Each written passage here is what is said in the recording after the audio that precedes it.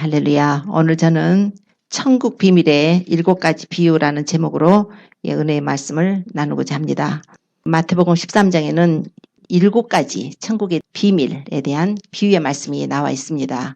우리 주님께서 이 복음의 말씀을 마태복음에 하셨을 때 이 말씀에는 우리가 생각지 못한 하나님의 진리의 깊은 그 계시가 이 속에 들어 있습니다. 그래서 오늘 주님께서 7가지 비유를 말씀을 하셨는데 주님께서 우리에게 계시하시고자 하시는 그 뜻을 좀 더 포괄적으로 우리가 한 번에 알 수 있도록 이제 7가지를 한꺼번에 이렇게 말씀을 드리고자 합니다. 우리 주님께서 바닷가에 이제 나가셨을 때에 배에 올라 앉으셨습니다. 그때 많은 사람들이 이제 해변가에 있죠. 그런데 바닷가에 앉으셔서 우리 주님께서 비유의 말씀을 하셨습니다. 이 비유의 말씀, 마태복음 13장 비유의 말씀을 하시기 전에 12장에 가서 보면 주님께서 귀신 들려서 눈 멀고 벙어리 된 자, 그 사람을 치료를 하십니다. 그랬더니 바리새인들이나 이런 사람들이 예수님이 바알세불, 귀신의 왕을 빙자해서 귀신을 쫓아낸다. 주님을 굉장히 공격을 했죠. 또 그리고 손 마른 자가 있었는데 우리 주님이 회당에 들어가셨을 때 예수님을 고소할 조건을 찾기 위해서 안식일이었어요. 예수님이 안식일에 회당에 들어가셨죠. 그런데 안식일에 병을 고치는 것이 옳습니까? 이렇게 물었단 말입니다. 주님께서 얼마나 마음이 아프시겠어요. 주님께서는 지혜의 하나님이시지 않습니까? 너희가 안식일에 양이 구덩이에 빠졌으면 구덩이에서 건져내지 않느냐. 사람이 양보다 얼마나 더 귀하냐. 그리고서 그 사람을 고치십니다. 그랬더니 그때부터 막 예수님을 죽이려고 해요. 안식일에 선을 행하는데 선을 행하는 것이 안식일에 선을 행하는 것이 옳다고 주님이 하셨는데 예수님을 이제 죽이려 하고 그 귀신 들려서 눈 멀고 벙어리 된 자를 또 고치신다고 그거 갖고 막 이제 예수님을 귀신 들렸다고 예수님을 정죄를 합니다. 주님께서 그러고 나서 그곳을 떠나서 이제 바닷가에 앉으셔서 그 연결로 오늘 이 말씀을 하시는 것입니다. 그 부분에 대해서 바리새인들, 서기관들, 율법사들, 자기들이 믿는 종교가 하나님을 믿는 종교인데 자기들이 메시아를 기다리는 사람들인데 정작 메시아를 알아봐야 될 그 사람들은 영적으로 다들 소경이고 귀머거리가 돼가지고 주님이 말씀하신 걸 들어도 듣지 못하고 보아도 보지 못하는 그들에게 주님께서 얼마나 안타까운 마음으로 이 말씀의 비유를 하셨겠습니까? 그런데 이 7가지 비유의 말씀은 꼭 그들에게만 주신 것이 아니라 우리 지금 예수 그리스도를 믿어서 구원받는 하나님의 성도들 뿐만 아니라 이 7가지 비유 속에서 하나님께서 인류를 구원하실 구속사 예수 그리스도를 통해서 인류를 구원하시고 최종적으로 마지막에 그 예수 그리스도의 복음을 다 전하신 후에 세상을 심판하시는다는 내용까지가 이곳에 포함이 되어 있습니다. 그래서 주님께서 씨 뿌리는 비유를 들으셨죠. 씨를 뿌리는 자가 씨를 뿌리러 나갔는데 그 어떤 씨는 길가에 뿌려지고 어떤 씨는 돌밭에 뿌려지고 어떤 씨는 가시떨기 위에 뿌려지고 어떤 씨는 좋은 땅에 떨어졌다. 주님이 이렇게 말씀을 하셔요. 그래서 그 길가에 뿌려진 씨는 새들이 와서 먹어버렸다는 거예요. 또 돌밭에 뿌려진 씨는 그 흙이 얇음으로 금방 싹이 나왔지만은 해가 돋을 때 그냥 타져서 말라버렸다. 가시떨기 나무에 뿌려진 씨는 그 가시가 기운을 막아가지고 싹이 터도 결실을 하지 못했다. 오직 좋은 땅에 뿌려진 씨만 결실을 했다. 100배, 60배, 30배. 이렇게 비유를 하십니다. 비유를 하시니까 제자들도 못 알아듣고 아무도 못 알아들어요. 제자들이 와서 주님 왜 비유로 말씀하십니까? 그랬을 때 이 천국의 비밀을 아는 것이 너희에게는 허락되었지만 저들에게는 아니 되었다. 저들은 보아도 보지 못하고 들어도 듣지 못하고 한다는 거예요. 선지자 이사야의 예언이 응했다. 이사야 6장에 보면은 하나님으로부터 소명을 받을 때 그 내용 주님께서 그에게 소명을 주실 때 가라 이 백성으로 가서 너희가 듣기는 들어도 깨닫지 못할 것이고 보기는 보아도 알지 못하리라 해서 이 백성으로 그 귀가 둔해져 버리고 그 눈이 감기게 해서 그들이 돌이켜서 고침을 받지 못하도록 하라. 이런 말씀을 주셨어요. 이 선지자의 예언이 응했다. 오늘 마태복음에서는 왜 그런가? 복음을 전하면 다 알아들어야 되잖아요. 복음을 들으면 듣고 깨닫고 고쳐야 되지 않습니까? 그런데 그럼 하나님께서 이 백성으로 듣지 못하게 하고 보지 못하게 하라고 하신 것은 그것은 무엇입니까? 오늘 여기에 마태복음에 분명히 말씀이 나와 있어요. 저들의 마음이 완악해졌다는 거예요. 저들의 마음이 완악해서 자기들이 이 행여라도 주님께서 하신 말씀을, 하나님의 말씀을 듣고 고칠까봐 두려워함이더라. 그러니까 스스로가 고치기를 싫어한다는 거예요. 하나님 앞에 예배를 드리러 온 많은 성도님들이 하나님의 말씀의 씨가 우리 심령에 떨어지면 말씀대로 나는 살겠다.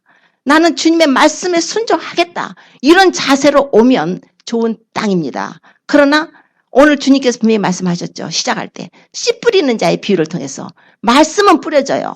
말씀은 우리 모든 심령에 하나님의 말씀이 뿌려집니다. 그런데 좋은 땅에 뿌려진 씨에 그 씨만이 결실을 해서 100배, 60배, 30배라. 씨는 하나님 말씀입니다.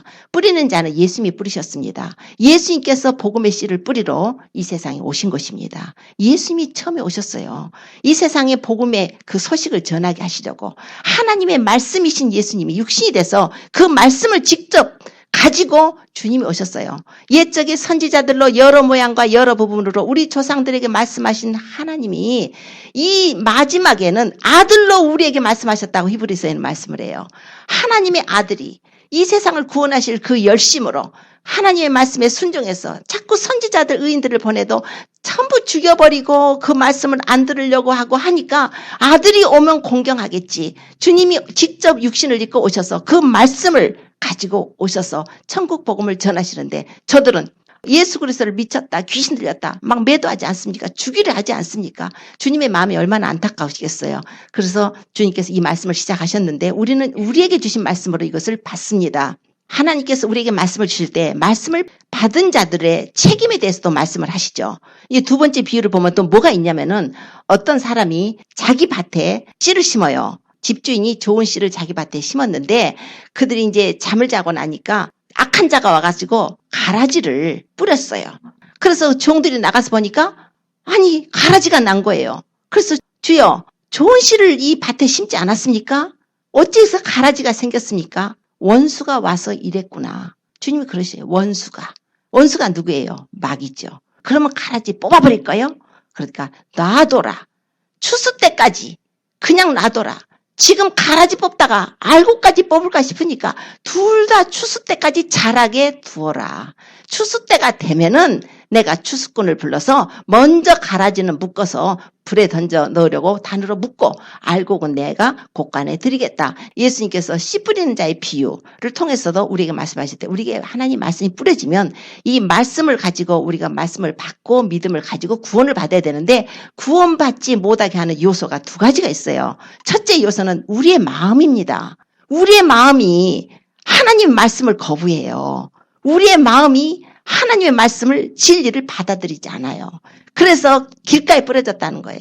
돌밭에 뿌려졌다는 거예요. 가시떨기에 뿌려져 버렸다는 거예요. 그런 자들은 진리를 들어도 진리의 말씀이 우리의 싹이 나서 하나님 말씀이 싹이 나서 영생을 얻을 수가 없다는 거예요. 당시에 바리새인들이 그랬잖아요. 당시에 바리새인들은 아무리 말씀을 율법사들 하나님의 말씀을 그 연구하고 해석하고 백성들에게 올바르게 진리를 가르쳐야 될 그런 자들조차도 하나님의 말씀이 떨어지면은 뭐가 됐어요? 길가에 떨어져요.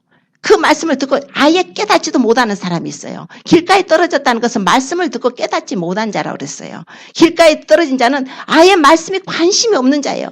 내가 오늘 가서 하나님 말씀을 듣고 예배를 드려서 하나님 말씀이 주어지면 진리가 주어지면 나는 그 말씀대로 살겠다는 그런 자세가 의지가 없는 것입니다.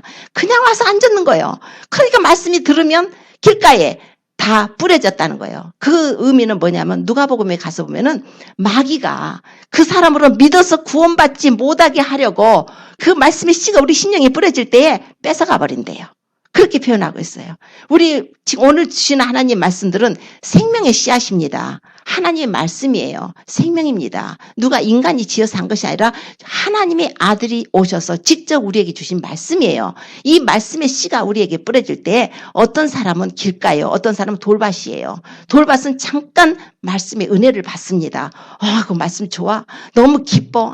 너무 좋으네. 그래서 나도 그냥 막 말씀 받아가고 좋다 하고 있는데 그 말씀으로 인해서 자기에게 조그만 어려움이 오면 핍박이 오고 환란이 오면은 배반해버리는 자예요. 넘어져 버리는 자예요. 그러니까 결실을 못하죠. 또 한 사람은 가시떨기에 뿌렸다는 거예요. 그런데 가시가 너무나 기운을 막았어요. 가시라는 것은 우리 이 세상의 염려, 재리의 유혹, 우리의 일락, 어떤 자기의 명예나 자기의 모든 이 세상의 염려 때문에 말씀이 막혀버렸다는 거예요. 결실이 안 된다는 거예요. 그러나 좋은 땅에 뿌려졌다는 것은 말씀을 착하고 좋은 마음으로 말씀을 받아서 지키는 자라고 성경이 말씀해요. 말씀을 받았으면 그 말씀대로 살려고 순종하고 지키되 인내로 결실을 한답니다. 우리가 예수님 믿어서 딱 거듭나는 순간에 하나님이 됐다. 얘는 이제 거듭나서 이제 구원시킬 수 있겠다 해서 우리를 데려가셔 버리면은 그건 좋은데 우리가 또 살고 있단 말이에요. 이 세상에. 또 살고 있는데 계속 또 살면서 또 더러운 죄가 묻어지고 그러다가 나중에는 잘못된 길로 가갖고 실족할 수도 있고 또 열심히 믿어보겠다 하다가 엉뚱한 짓 하다가 이단에 빠질 수도 있고 여러 가지로 잘못된 미혹된 진리에 빠질 수도 있고 또 내가 세상적으로 살 수도 있고 양다리 걸칠 수도 있고 여러 가지 모습으로 하나님의 뜻 안에 구원을 이룰 수 없는 구원을 받을 수 없는 정도까지 돼버리면 안 되지 않습니까? 그래서 좋은 땅에 뿌려졌다는 것은 말씀을 착한 마음으로 받고 지키고 인내로 결실하는 자까지 말씀을 해요. 그래서 두 번째로 주님께서 또 자기 밭에 좋은 씨를 갖다 뿌린 비유를 통해서 좋은 씨는 천국의 아들들이라고 예수님은 직접 해석을 해주셨습니다. 그래서 인자가 자기 밭에다가 좋은 씨를 뿌렸다는 거예요. 그 집주인은 인자예요. 예수님이셔요.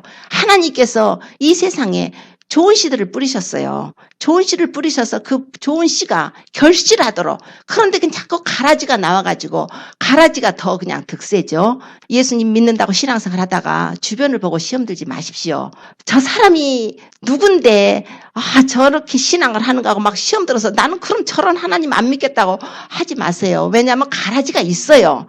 교회 내에 있습니다. 그래서 그 사람을 보면 쓰러진다는 게 바로 그거예요. 가라지 같은 사람의 삶을 보고서 자기 신앙을 지켜야 되는데 그걸 보고 시험에 들어서 쓰러져 버리면은 안 되죠. 주님께서 그 사람을 뽑으실 수가 있답니다. 처음부터 뽑아버릴 수가 있는데 아서라 가라지 뽑다가 알곡 뽑을까 싶다. 그래서 그냥 한 사람이 그냥 교회 안에 들어와서 너무 그냥 안 좋은 일을 하는데 하나님 그 사람을 뽑으실 수가 있는데 그 사람하고 주변에 있는 모든 친구들이라든가 또 알곡들이 있잖아요. 그 한 사람을 주님이 다 뽑아버림으로써 다른 사람까지 시험 들어서 신앙생활에 못할까 싶으니까 주님께서 놔두래요. 추수 때까지 놔두래요. 추수 때는 바로 언제냐면 세상 끝을 말씀을 합니다. 추수꾼은 누군가? 바로 주님께서 천사라고 말씀을 하십니다. 하나님께서 마지막 때에 천사들을 보내시죠. 예수님이 천사들을 보내서 그 구원 얻을 후사들을 모으실 때, 알곡들을 모으실 때 가라지들은 먼저 모아가지고 단에 묶어서 불에 던져 사르도록 묶은다고 하셨습니다. 지금 마지막 때 추수 때에 그 일이 벌어진다고 그랬는데 우리가 추수 때가 지금 다 됐기 때문에 우리가 지금 가라지들이 묶이는 것을 보고 있는 시대에 살고 있습니다. 지금은 가라지와 알곡이 쫙쫙 갈라지는 시대에 우리가 살고 있어요. 지금은 배도하는 시대가 됐어요. 예수님이면 예수님이고 세상이면 세상인데 이제 예수님은 나 위에는 다른 신을 섬기지 말라 했고 우상 숭배하지 말라 했는데 예수님만이 길이라고 했는데 이제 예수님만이 길이 아니고 다른 종교, 타 종교도 구원이 있다고 인정을 해야 한다. 우리는 서로 평화를 해야 된다. 이래가지고 지금 배도하는 시대가 됐어요. 그러니까 결국 스스로 자기가 가라지인 것을 나타내는 시대가 된 것입니다. 마지막 때까지 돼야 추수 때가 돼야 이제 짝짝 갈라지는데 이제 마지막 때니까 많은 사람들이 이제 막 배도의 길로 가는 거예요. 우리는 기도를 해야 될 것입니다. 기도밖에는 우리가 승리할 수가 없기 때문에 이런 현실을 보면서 의인 롯이 그 소돔성의 그 죄악된 모습을 보면서 그 심령을 상했던 것처럼 지금 이 시대에도 심령을 상하면서 고통을 받는 사람들이 많이 있죠. 그러나 끝까지 인내하십시오. 말씀을 받았으면 우리는 인내를 하는 것입니다. 신앙은 인내까지 겹쳐야 돼요. 그래서 나의 가는 길을 오직 그가 아시느니 그가 나를 단련하신 후에는 내가 정금같이 나오리라. 욥은 말을 해요. 단련이죠. 신앙의 연단이 필요한 것입니다. 신앙에 우리가 핍박과 환란이 이제 앞으로 더 오게 되고 지금 현재 있는 이 세상에도 아주 북한이라든가 중국이라든가 또 무슬림 국가에서 신앙생활을 한다든가 현재 또 유대인들조차도 그래요. 유대교 밑에서 개종한 기독교인들이 많이 생겨나고 있는데 그런 사람들 많이 핍박을 받습니다. 핍박을 받아요. 그러나 우리는 그들을 보고 참 안 됐다. 너무 안 됐어. 참 너무 불쌍해. 물론 그 환난이나 핍박과 궁핍함 이런 것들은 굉장히 불쌍합니다. 너무나 불쌍하죠. 너무나 안타깝죠. 그러나 주님이 보시는 눈으로는 바뀐 거예요. 나는 너희가 불쌍하다 그래요. 우리 미국같이 대한민국같이 부유한 나라에 사는 부유하면서 신앙생활하는 너희가 불쌍하다. 그래서 교환계시록 보면은 서머나 교회에다가 내가 네 환난과 핍박을 아노니 내가 네 환난과 핍박과 궁핍을 안다 그랬는데 실상은 네가 부유한 자라고 그랬어요. 부유한 자. 신앙을 위해서 그 믿음을 생활하기 위해서 그런 환난을 받고 핍박을 당하면서 믿음을 지키는 그 사람들은 영적으로 부유한 자예요. 오히려 그들이 우리를 위해서 지금 기도를 해주고 있는 처지입니다. 그래서 한국의 WCC 같은 걸로 들어가고 배도하고 하니까 아주 중국의 그 지하교회 그 사람들이 교인들이 막 수도 없이 많이 모여가지고 대한민국을 위해서 기도를 하게 됐어요. 이런 상태에서 우리가 지금 살고 있습니다. 믿음은 인내로 우리가 결실을 해야 됩니다. 그리고 끝까지 우리가 믿음의 정절을 지켜야 됩니다. 믿음의 정절을 지켜야 되는 것은 바로 예수님이 그 당신의 피를 흘려서 우리 죄를 용서하셨기 때문에 우리는 그분하고 피 언약을 맺었기 때문에 기다려야 된다고 그랬잖아요. 우리는 기다리는 자들이에요. 신랑을 기다리는 자들이기 때문에 우리는 정절을 지켜야 돼요. 순결하게 우리의 세마포옷을 빨면서 정절을 지켜야 합니다. 주님께서 이제 이 비유 말씀을 하신 후에 무슨 말씀하셨냐면 겨자씨 비유를 하셨어요. 겨자씨 비유를 또 말씀하셨는데 천국은 마치 겨자씨 하나를 자기 밭에 갖다 심은 것과 같다고 그러셨습니다. 겨자씨예요. 그 겨자씨는 모든 씨보다 작지만 나중에 그것이 자라면 나물보다 커서 나무가 돼서 공중의 새들이 와서 깃들인다. 그래서 우리가 이제 겨자씨 비유를 통해서 하나님의 그 복음의 말씀이 처음에는 미약하게 시작했지만 나중에는 나무같이 창대하게 돼서 복음이 번창하는구나. 이렇게 해서 보통 이해를 합니다. 자, 또 하나의 비유를 제가 드리겠습니다. 그 뒤에 것을 여자가 가루 서말 속에 갖다 넣은 누룩과 같다는 말씀을 또 천국을 비유로 말씀을 하십니다. 자, 이 두 개의 비유를 이제 쌍둥이 비유같이 제가 말씀을 한꺼번에 드리고자 합니다. 여자가 가루 서말 속에 누룩을 갖다 넣었어요. 누룩을 갖다 넣었더니 부풀어졌다는 거예요. 그래서 가루 서말 속에 갖다 넣은 그 누룩과 같은 것이 바로 천국이라고 주님 말씀하십니다. 자, 이 두 가지 비유에 깊은 의미가 있습니다. 이 겨자씨의 비유는 교회의 외적인 성장을 말씀합니다. 그리고 여자가 가루 서말 속에 갖다 놓은 누룩을 통해서 빵이 부풀었다는 것도 성장이에요. 부흥이죠. 그러나 이거는 내적인 변화를 말씀을 하고 있습니다. 변화죠. 완전한 변화죠. 자, 그런데 지금 겨자씨하고 누룩하고 비유를 통해서 제가 예수 그리스도를 말씀을 드리고자 합니다. 이 겨자씨. 주님이 지금 오셔서 말씀하잖아요. 천국에 대한 비유를 말씀하시면 천국은 마치 자기 밭에 갖다 심은 겨자씨 하나를 같대요. 겨자씨. 너무나 작은 것이죠. 너무나 작은 겨자씨. 지금 예수님이 오셨는데 그들은 그들 본체만 채예요. 하나님의 아들이 오셨는데 그걸 누가 알아요? 그러나 예수 그리스도는 하나님의 미리 되셔서 자신이 십자가에 달려서 고난을 받으시고 죽으셔서 보배 필려서 우리 인류의 죄를 대속해 주시고 부활하심으로 승천하시고 성령을 보내셔서 이제 예수 그리스도로 말미암아서 우리 이 세상의 교회가 세워지게 됐죠. 예수 그리스도께서 하늘의 겨자씨와 같이 하늘의 밀이 땅에 떨어져 죽지 않으면 하늘 그대로 있고 죽으면 많은 열매를 맺느니라. 예수 그리스도. 주님께서는 하나님의 복음의 씨, 그 생명의 씨앗을 우리 인류에게 주시기 위해서 하나님의 아들이 말씀이신 그분이 오셨죠. 너희가 거듭난 것이 썩어질 씨로 된 것이 아니라 썩지 아니할 씨로 됐다고 그랬어요. 하나님이 살아있고 항상 있는 말씀으로 되었다고 하지 않습니까? 우리 예수님께 오셔서 말씀이신 예수님이 우리를 위해 십자가에 죽으시고 겨자씨처럼 하늘의 땅에 주님께서 오셨을 때 아무도 그를 알아보지 못했어요. 그는 멸시를 받아서 사람들에게 실어버린 바 되었고 강고를 많이 겪었고 질고를 아는 자라. 마치 그 얼굴을 가리우고 보지 않음을 받은 자 같아서 멸시를 당했고 우리도 그를 귀히 여기지 아니했도다. 하나님의 아들이 오셔서 죽은 자가 살아나는 역사, 귀신이 쫓겨나는 역사가 있는데 저 사람은 귀신 들렸어. 죽여버리자. 이렇게 종교 지도자들이 했던 시대에 주님께서 이 비유에 말씀하신 것은 아주 심한 뜻이에요. 하늘의 겨자씨가 심긴 것 같이 하나님의 그 말씀으로 오신 예수 그리스도께서 십자가에 죽으심으로 그분이 보배 풀려서 이 온 땅에 이 복음이 창성하게 전파될 걸 말씀을 한 것입니다. 그래서 주님께서 큰 나무가 됐다고 그러잖아요. 겨자씨가 하나 심으면 나물보다 커서 나무같이 된다고 그러는데 아주 많이 크면 4m, 5m까지도 큰다고 그래요. 그 조그만 것이.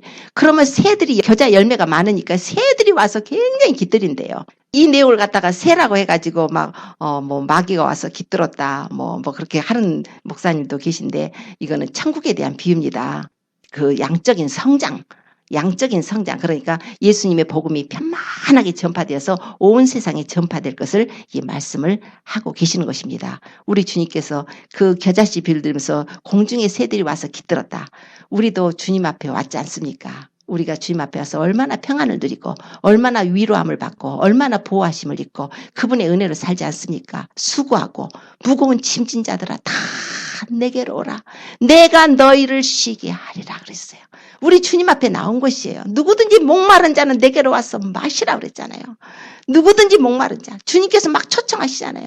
그 주님의 그 십자가에서 골고다 언덕에서 흘려주신 그 보배 피 은혜로 이 세상에 복음이 전파돼서 땅 끝까지 복음이 전파될 것에 대한 예언의 말씀입니다. 그런데다가 바로 이어서 누룩을 말씀하셨어요. 누룩은 성경에 보면 죄를 주로 의미합니다. 그래서 예수님께서 오병이어 기적 베푸신 후에 제자들이 막 떡을 가져오지 않았다고 하고 떡이 12바구니나 남았는데 안 가져왔어 막 이러고 있는 거 제자들이. 그러니까는 주님께서 바리새인과 사두개인의 누룩에 대한 말씀을 그때 하셨습니다. 바리새인과 사두개인들의 누룩, 말하자면 잘못된 거짓 복음, 그들의 교훈, 그들의 가르침, 이렇게 해서 누룩은 그 잘못된 교훈이나 비진리를 말씀을 하고 또 죄를 상징합니다. 그래서 누룩 넣지 않은 무교병을 먹는 것은 누룩은 죄를 상징하니까 누룩을 이렇게 표현합니다. 근데 여기에서 말하는 지금 여자가 가루 서말 속에 갖다 넣은 누룩, 이것은 좋은 의미로 주님이 또한 말씀을 하셨어요. 빵으로 아주 그냥 맛있는 빵이 되죠. 빵에 누룩 안 섞으면 딱딱하고 맛이 없겠지만 누룩을 넣게 되면 빵이 굉장히 맛있는. 이제 그런데 어떤 질적인 변화, 그래서 성도들이 변화, 그래서 교회가 양적으로 성장했다면 교회가 이제 질적으로 변화를 해야 된다. 이제 이런 의미도 있는데 오늘 주님께서 겨자씨 하나를 비유를 말씀하신 후에 바로 이어서 누룩 비유를 말씀하신 것은 바로 오순절의 성령 강림을 의미하고 있습니다. 예수님께서 오셔서 겨자씨처럼 예수님께서 오셔서 십자가의 고난을 받고 죽으시고 이제 주님께서 하나를 미리 돼서 땅에 떨어져 죽어 복음이 전파됐더니 이제 오순절의 성령 강림 장터처럼 이제 사람들에게 그 말씀이 우리 심령에 떨어지는 거예요. 이제는 그 가루 서말 속에 그 첫 번째는 겨자씨 하나리에 대해서 천국이라고 그러셨는데 이제 두 번째는 가루 서말이래요. 가루 서말 속에 누룩을 갖다 넣어서 부풀어 버렸다는 거예요. 가루 서말 자로 이제 이방인들의 구원까지 또한 말씀을 하고 있죠. 그래서 하나님께서 이방인의 구원 시대를 성령 시대를 통해서 열어주시지 않았습니까? 그래서 오순절에 성령님이 오셔서 성령님 역사로 말미암아 그 오순절에 그 모였던 120문도 그 제자들에게 성령을 받고 또 그 후에 나가서 계속적으로 성령의 역사로 이제 2000년 동안 이렇게 아름다운 성령 시대가 열려서 구원을 받는, 정말 성령이 들어오시면 우리 할이 변화가 되는 거예요. 할이 부드러워지는 거예요. 누룩 넣지 않은 또 딱딱한 빵이 누룩을 넣음으로써 이제 빵이 부들부들해져가지고 얼마나 맛이 있어집니까? 마찬가지로 이 변화예요. 질적인 변화죠. 이제는 교회가 양적으로 숫자적으로 이렇게 많은 숫자가 생겨서 교회가 편만하게 복음이 전해졌다면 성령의 역사로 말미암아서 하나님께서는 이제는 우리가 질적인 변화, 참된 변화, 진짜 성도, 예수 그리스도로 말미암아 거듭남의 역사를 통해서 이제 진리를 우리가 가진 자로서 하나님의 사람으로 변화되는 그런 변화, 이 변화될 것까지 주님께서 예언적인 말씀으로 이 비유를 통해서 이 말씀을 하셨습니다. 그러고 나서 주님께서 밭에 감추인 보화의 말씀을 하시죠. 밭에 감추인 보화하고 값진 진주를 구하는 장사와 같은 진주의 비유를 하시고 그 다음에 이제 바다에 치고 물고기를 모으는 그물의 비유를 주님께서 하십니다. 자, 밭에 감추인 보화. 천국은 마치 밭에 감추인 보화라는 거예요. 그래서 어떤 사람이 밭에 감추인 보화를 발견하고 너무 기뻐서 숨겨두고 돌아갔대요.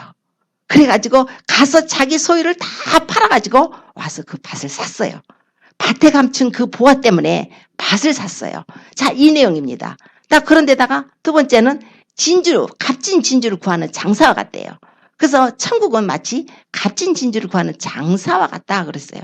그 장사가 값진 진주를 구하러 다니는 거예요. 너무나 귀하고 아름다운 진주를 어느 날 발견을 했죠. 그래서 이건 너무나 귀한 진주야. 그래서 자기가 자기 소유를 다 팔아버리고 그 진주를 샀답니다. 자, 그래서 이 내용을 보면은 이제 밭에 감추인 보화, 천국은 밭에 감추인 보화 같으니까 우리는 그 밭에 감추인 보화 같은 그 천국을 발견한 자들이니까 우리는 자기 소유를 다 팔아서라도 우리는 밭을 그 천국을 사야 된다. 어떻게 보면 그 내용도 맞아요. 정말 천국을 위해서는 우리가 사람이 온 천하를 다 얻어도 자기 목숨을 잃으면 무엇이 유익하겠냐 하지 않습니까? 우리의 영혼권이죠. 내가 이 세상 걸 다 가지고 있어도 내 영혼을 잃어버린다면 그거는 불행한 거죠. 우리는 하나님 아들이 오셔서 우리 영혼을 천국으로 데려가시려고 하는 건데 몸은 나중에 부활시키면 되니까 우리 영혼이죠. 그런데 또 하나의 문제점은 뭐냐면 우리가 자기 소유를 다 팔았대요. 여러분도 오늘 이 자리에 예수님 믿기 위해서 소유 팔고 오신 분 계세요? 집도 팔고 땅도 팔고 건물도 팔고 다 팔았어요. 다 팔아가지고 오늘 천국을 소유하셨습니까? 자, 그만큼 천국은 귀하다고 하는 의미로 이제 해석을 합니다. 그래서 천국은 귀하기 때문에 내 자신을 다 내어줄지라도 우리가 꼭 믿음만은 붙들어야 돼요. 그건 사실입니다. 근데 오늘 이 말씀에는 또 그보다 조금 더 깊은 내면의 뜻이 있어요. 반대로 생각을 해보십시오. 소유를 다 팔아서 그 밭의 보화를 사기 위해서 소유를 다 파신 분이 계십니다. 예수 그리스도. 예수 그리스도. 근데 이 세상 밭인데 밭에 무슨 보화가 있길래 소유를 다 팔아요. 그 밭의 보화가 누군데요? 바로 우리 인간 아니에요. 하나님의 형상과 모양으로 지음받은 인간. 그런데 그 사람을 구하시기 위해서 하나님께서는 그 아들 모든 걸 다 버리고 하나님의 영광을 버리고 그것도 부족해서 사람으로 오셨는데다가 그것도 부족해서 십자가에 자신을 다 내주셨어요. 자기의 목숨을 다 바치셨어요.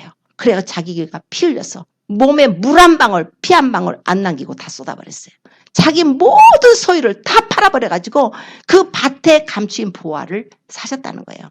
그런데 놀라운 것은 밭에 감추인 보화만 있다면은 그렇지. 밭에 감추인 보화가 바로 우리니까 하나님이 그걸 사셨죠. 예, 맞습니다. 우리죠. 우리 인간을 구하시기 위해서 주님이 사셨습니다. 그런데 또 같은 비유를 값진 진주 비유를 또 말씀하시는 거예요. 주님이. 갑자기 뭐로 동일한 비유인데 밭에 감추인 보화 하나만 사셨으면 됐지. 뭐로 또 값진 진주를 구하는 장사여가지고 아주 아름답고 보배로운 진주 찾아가지고 좋은 진주를 만나서 그냥 값을 다 소유를 팔아서 샀다는 거잖아요. 그것도 뭐로 하나님 두 개를 똑같이 해놓으셨을까?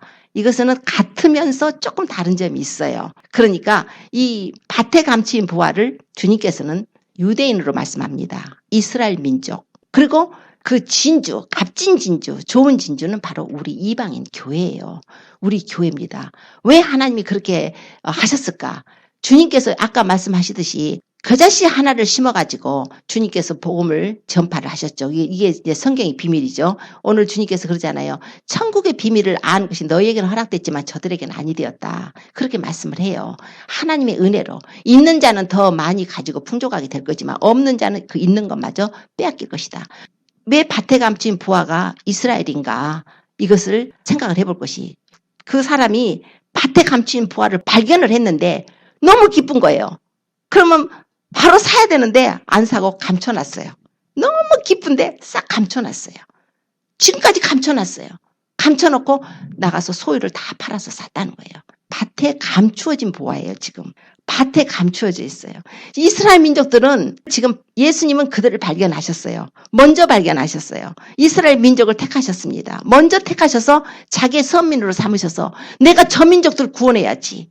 그래서 이미 다 구원받으신 분들 올라가셨죠. 그러나 지금 이스라엘 민족들이 지금까지 예수님을 몰라요. 유대인들은 예수님 몰라요. 지금 믿는 사람들이 조금씩 생겨납니다. 그러나 민족적으로 유대인들은 예수님을 메시아로 인정을 안 해요. 감춰져 있어요.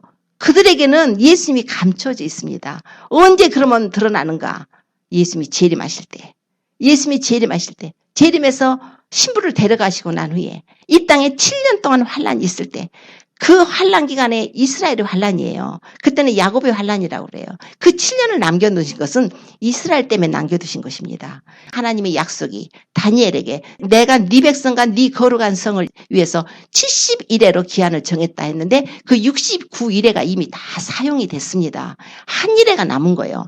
이 백성, 네 거룩한 성, 이스라엘 백성, 이스라엘의 거룩한 성, 예루살렘 성, 그걸 위해서 한 일회를 남겨놓으셨는데 그 한 일회, 7년 동안이 한 일회가 7년인데 7년 동안에 이스라엘은 엄청난 환란의 시간이에요. 그래서 야곱의 환란이라고 그래요. 그때 유대에 있는 자들은 산으로 도망가라 그랬어요. 밭에 있는 자는 겉옷 가지로 뒤로 돌아가지 말고 지붕에 있는 자는 물건 가지로 내려가지 말라고 그랬어요. 이 정도로 주님께서 막 그렇게 급하게 말씀을 하신 것은 유대인의 환란이에요. 마지막 때에. 그런데 감춰져 있다는 얘기잖아요. 지금까지 예수님을 모르고 지금 그들은 메시아를 기다리고 있는데 우리 예수님은 먼저 다녀가셨잖아요. 2000년 전에 오셔서 죽으시고 부활하시고 인류에게 모든 속죄의 문을 열으시고 내가 길이다 진리다 생명이다. 누구든지 나를 믿는 자가 구원을 받을 것이다. 나로 말미암은 자는 아버지께로 올 자가 없다. 주님께서는 이미 하시고 가시고 성령 보내시고 우리 이방인들이 열심히 지금 구원을 받고 있잖아요. 우리 이방인들이 구원받는 시대가 바로 주님께서 값진 진주, 좋은 진주, 우리를 발견하시고 주님이 사신 거예요. 그 값진 진주를 구하는 장사가 바로 자기 소유를 다 팔아서 우리 이방인들은 지금 다 구원의 반열에 들어왔어요. 믿는 자들은 다 들어왔어요. 그런데 밭에 감추인 보화는 아직 밭에 감춰 있어요. 주님이 사셨어요. 그것도 완전히 사서 이제 밭에 감추인 보화가 아니라 이제 끄집어내실 것입니다. 이스라엘이라는 나라 속에서 감춰져 있어요.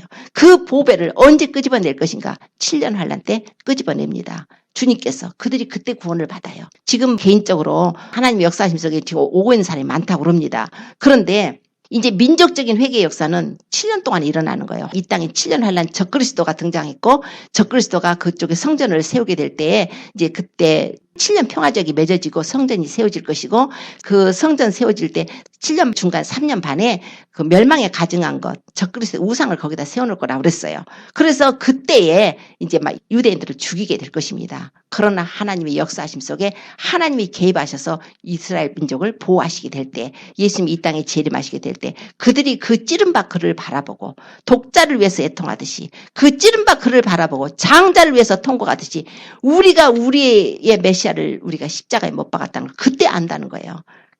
그때까지 선지자 이사야를 통해서 언제까지입니까? 주님께서 선지자에게 그 사명을 주셨을 때 언제까지 이 민족이 주님 들어도 듣지 못해야 돼요.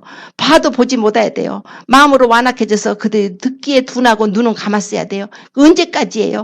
이사야가 막 그렇게 물어요. 언제까지요? 언제까지? 바로 7년 환란 때까지.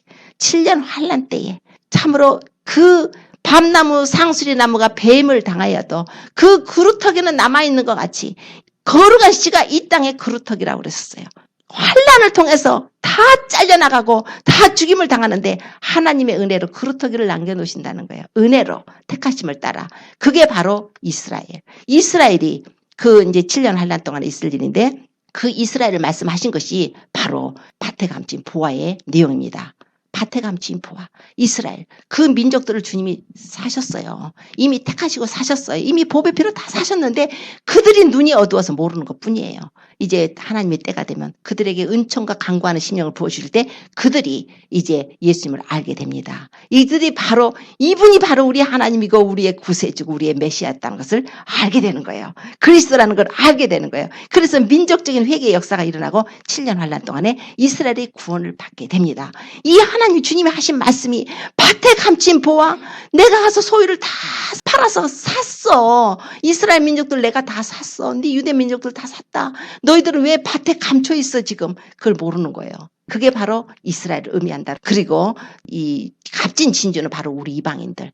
주님의 은혜로 우리를 값진 보화 그러나 인내가 필요합니다. 진주는 진주 조개 속에서 진주 조개가 있잖아요. 그 진주 조개는 다른 조개보다 더 어글이랍니다.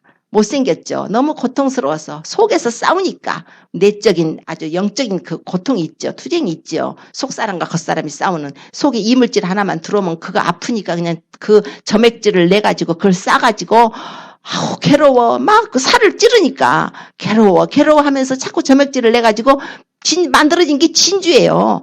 그 진주 고통이 많으면 많을수록 진주가 더 아름답고 크겠죠. 값이 더 나가겠죠. 환난과 핍박과 고난이 크면 클수록 더 아름다운 진주. 천국에 가면은 새 예루살렘 성에 문이 진주로 돼 있대요. 왜 그런 의미가 있지 않습니까? 그만큼 성도의 인내가 요구되는 거예요. 우리 믿음은 인내가 요구됩니다. 끝까지 믿음을 지키는 그 정절이 필요합니다. 변질되지 말고 예수님만 사랑하고 흰옷을 입고 날마다 세마포를 빨고 우리가 주님을 기다려야 됩니다. 그리고 주님께서 7번째 마지막에 천국은 마치 바다에 치고 각종 물고기를 모으는 그물과 같다. 이것은 바로 뭐냐면 예수님의 모든 구원의 복음의 목적은 온 세상을 구원하는 거예요. 이 세상 각종 물고기 이스라엘뿐이 아니에요. 유대인뿐만이 아니라 모든 민족까지 다 예수님의 복음을 받아들였어. 그래서 제자들에게 성령 임하면 너희가 권능을 받고 예루살렘과 온 유대와 사마리아와 땅 끝까지 내 증인이 되라고 하셨어요. 그래서 하나님은 땅 끝까지 복음이 전파될 때에 주님이 물고기 다 거둔 다음에 물에서 끌어내서 앉아가지고 열어보는 거예요. 열어서 물고기가 크고 좋은 것들은 따로 모으고 나쁜 것들은 버려버린다는 거예요. 이게 심판입니다. 하나님의 심판까지 말씀했어요. 하나님의 그물에 다 걸려들었다고 해서 그것이 다 좋은 물고기냐? 그렇지 않다는 거예요. 계속 성경에는 말씀하죠. 씨를 뿌렸더니 그 씨에 열매를 맺는 자는 겨우 좋은 씨 뿌린 사람만 받는 것처럼 내 자신이 방해가 되면 안 되죠. 내 자신이 믿음을 스스로를 방해하면 안 되죠. 우리의 마음을 하나님께 드려버려야 된다는 거예요. 내 자신이 살아있으면 나는 자꾸 믿음을 내 자신 때문에 믿음이 미끄러져 갈 수밖에 없어요. 내 자신을 하나님께 드리면 그분의 뜻대로 가는 거니까 오라면 오고 가라면 가고 그게 가장 마음이 편해요. 주님 뜻 가운데 사는 게 오라면 오고 가라면 가고 이게 제일 편하지. 그냥 주님은 끌어당기는데 나는 가려고 그러면 목줄이 쪼이는 거예요. 너무나 힘들어서. 마지막 때의 그 그물의 비유를 통해서 주님께서 마지막 때 심판을 하실 것을 말씀을 했어요. 이와 같이 인자가 이제 마지막 세상 끝에 하나님께서 이제 천사들을 보내서 좋은 것, 알곡은 모아서 곳간에 드리는 것처럼 이제 좋은 물고기는 이제 주님께서 받아들이겠지만 나쁜 것은 다 불에다 태워버린다고 말씀하셨습니다. 고린도전서에 말씀하죠. 우리 주님께서 그날에 다 각각 선악간에 자기 그 몸으로 행한 모든 일에 따라서 그리스도의 심판대 앞에서 우리가 심판을 받을 것이라고 하셨습니다. 물론 요한계시록에 백보자 심판도 있지만 또 예수님이 재림하실 때 양과 염소 심판도 마찬가지죠. 양과 염소를 가르시고 좋은 물고기와 나쁜 물고기를 가르시고 알곡과 쭉정이를 가르시고 가르시는 하나님이십니다. 청함은 받은 자는 많은데 택함을 입은 자는 적답니다. 그래서 우리가 예수님을 믿는다고 교회 와서 앉아있다고 예수 믿는다고 말을 했다고 해서 다 자기가 하나님이 인정하시는 그런 성도라고 다 보장을 못해요. 주님만이 아셔요. 속마음은 주님이 아시니까 사람의 마음과 뜻을 감찰하시는 분은 주님이니까 사람의 눈은 속일 수 있어도 하나님의 눈은 속일 수가 없어요. 그렇기 때문에 우리는 마음을 이제 낮춰야 됩니다. 하나님이 이미 심판을 하신다고 그랬어요. 예수님을 믿으면 다 구원을 받을 거란 것은 이스라엘뿐이 아니라 온 세상이 예수님을 믿고 구원을 받는다는 구원의 보편성이에요. 누구든지 예수 믿으면 구원받고 누구든지 주의 이름을 부르면 구른다고 한 것은 이스라엘 너희만 하나님이 구원하시려는 것이 아니라 하나님은 다른 나라도 이방인들도 구원하신다 하는 뜻에서 말씀을 한 것입니다. 그러나 믿음은 연단이고 믿음은 우리가 훈련이고 믿음은 경건이고 믿음은 거룩이고 믿음은 사랑이고 그분에 대한 신뢰입니다. 그래서 우리가 믿음을 가졌다면 이제 믿는 자로 살아가야 돼요. 이제는 특히 우리가 마지막 때를 살아가기 때문에 주님이 언제 재림하실지 그것은 우리가 아무도 몰라요. 그러나 때가 굉장히 가깝다는 것은 다 느끼고 있습니다.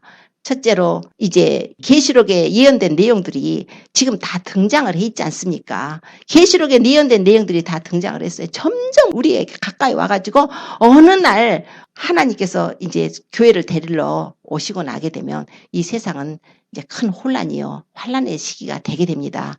그래서 하나님이 아직 은혜의 문 열어주셨고 아직 우리에게 은혜를 주시는 시간 아직 있으니까 그건 아무도 모르지만 우리가 이제 기도를 더 많이 해주십시오. 우리가 정말 소돔 고모라 같은 이 세상에서 지금 살고 있다는 걸 아십시오.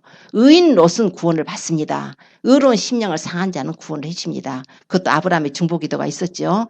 아브라함의 중보기도처럼 우리가 다 중보를 해야 될 사람이 많아요. 우리 자신도 우리 예수님이 우리를 위해서 중보해 주시지만은 이제 우리도 더 많이 기도에 힘쓰십시오. 말씀을 놓치지 마십시오.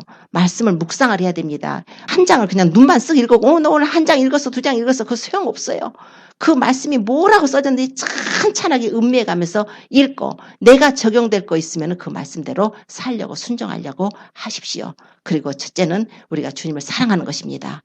나를 사랑하는 자는 나의 계명을 지킨다고 그랬죠. 하나님을 사랑하는 거예요. 하나님의 사랑하는 것이 우리에게 주신 계명입니다.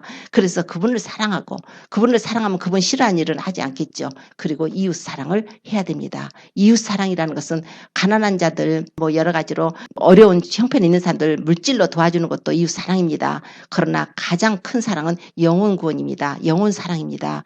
그 영혼이 지옥으로 떨어져 가면은 그거는 다시는 회개할 기회도 없고 다시는 구원을 받을 수가 없기 때문에 영혼들 위해서 기도를 하셔야 됩니다. 그리고 서로 사랑하고 사랑은 모든 죄를 덮는다고 하셨어요. 그러니까 중보하고 또 용서를 해야 됩니다. 그래서 이웃과도 껄끄러운 분이 있는 분들은 용서를 하시고 마음에 용서를 하고 나면 그 기쁨이 굉장히 커요. 사람들이 이렇게 다 오래 살다 보면 조금씩 있어요. 없다 그러면 그건 좀 특이한 사람이죠. 다 좀 서운한 일들이 있습니다. 그러나 그걸 용서를 하고 나면 굉장히 정말 주님이 주신 평안과 기쁨이 있습니다. 그러므로 용서해야 돼요. 용서는 기본입니다. 십자가의 기본이 용서죠. 우리 주님께서는 우리가 그렇게 살기를 원하셔요. 죄를 멀리하고 거룩하게 살고 믿음으로 살고 말씀과 기도로 거룩하게 되니까 우리 자신을 단장하십시오. 이제 예수님을 만날 날이 가까워지고 있습니다. 하루가 더 가까워졌죠. 이제 주님을 어느 날 우리를 지으신 그분을 우리가 뵙게 될 것입니다. 우리를 사랑하셔서 자신의 그 몸을 보배 빌려주신 그 사랑하는 주님을 우리가 뵙게 될 것입니다. 주의 날이 임하기를 바라보고 간절히 사모하라고 하셨어요. 그날을 사모하면서 그날의 나팔소리 날 때 우리 모두 그 나팔소리 우리 이름 부를 때 우리가 그 음성을 듣고 공중으로 끌어올려가서 공중에서 주님을 만나서 그분과 함께 영원히 함께하는 그런 축복을 누리시기를 예수님으로 축원합니다. 기도드리겠습니다.